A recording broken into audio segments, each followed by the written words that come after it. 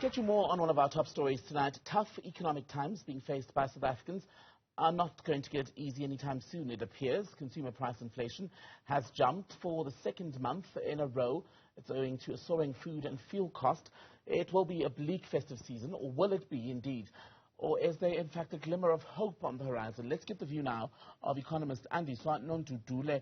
A very good evening to you, Andiswa. Good to have your time on News at Prime. So, this data then, this rise in consumer price inflation, how should we be interpreting it? I think that we should be interpreting in the sense that it is likely to affect the consumer, as you have said.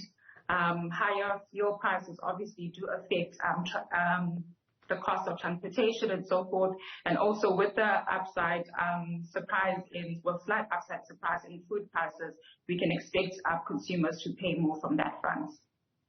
And given that we're talking now about data from September in October, towards the end of October, how useful is it in understanding where the country is at the moment in terms of money that's available to people and what it costs to live and survive in this economy? As you said, the CPI data is backward-looking, but I think what it tells us is that consumers are likely to experience tougher economic conditions. As you said, as I said previously, that they are paying more on food prices as well as fuel prices. So I think this just reinforces the fact that consumers are under considerable financial strain, and that is likely to probably persist going forward, even though we are seeing signs that inflation is likely to sort of moderate in the coming months. But I think the pressures that we felt in the previous month are likely to sort of linger on going forward. And we're just under 2 months now from December and the beginning of the holiday period, Christmas, New Year's as well, also coming up. Many families would have been used to traveling, for instance, hosting loved ones for large family gatherings, friends, etc. Will most of us still be able to do that this year?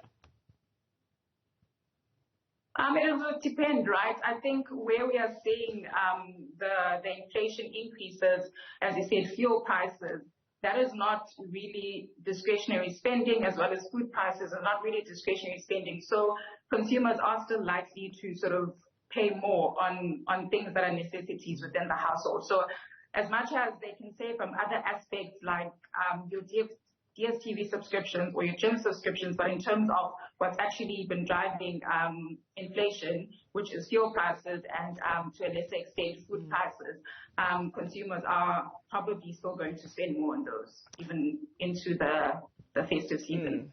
Some of the reporting I was looking at earlier suggested that, in fact, the CPI increase does not bode well for the next interest rate decision. Do you predict another hike on the horizon? I think we cannot rule out the possibility of another hike, but if you look at core CPI inflation, which is the inflation that excludes fuel, energy, and food prices, that actually surprised us to the downside, moderating to 4.5% from 4.8%. So what that tells us is that there's not a lot of price pressures, underlying price pressures within the economy. So we believe that the SARB, because of this, is likely to sort of look through second round effects and sort of hold for now. So our house view is that the SARB will keep interest rates on hold at the 8.25% until early next year, where we expect them to begin to start cutting interest rates. And interest rate hikes are already at more than a decade's high as they stand currently because of the consecutive hike cycle that we've been experiencing. What is the sense about what we're going to face, perhaps, going into 2024? Is it too early to tell? I think going into 2024, if the SARB has communicated that they would like to see inflation sort of consistently move towards the midpoint of the target range, which is 4.5%. So if we see that consistency within CPI dropping to 4.5%, we are likely to see the SARB starting to cut rates. As of now, as I've said, we are expecting another rise in headline inflation in October, but into November and December, we are expecting sort of moderation in CPI as fuel cuts are expected in November. The recent data from the Central Energy Fund is pointing to that. So there will be a slight reprieve for consumers, but I think going into 2024, consumers can expect some moderation in some cuts rather in interest rates as well. But in terms of the timing of those cuts, it is unclear at this point. Thank you very much for your time. Andiswa Nondudule speaking to us about the latest consumer price inflation.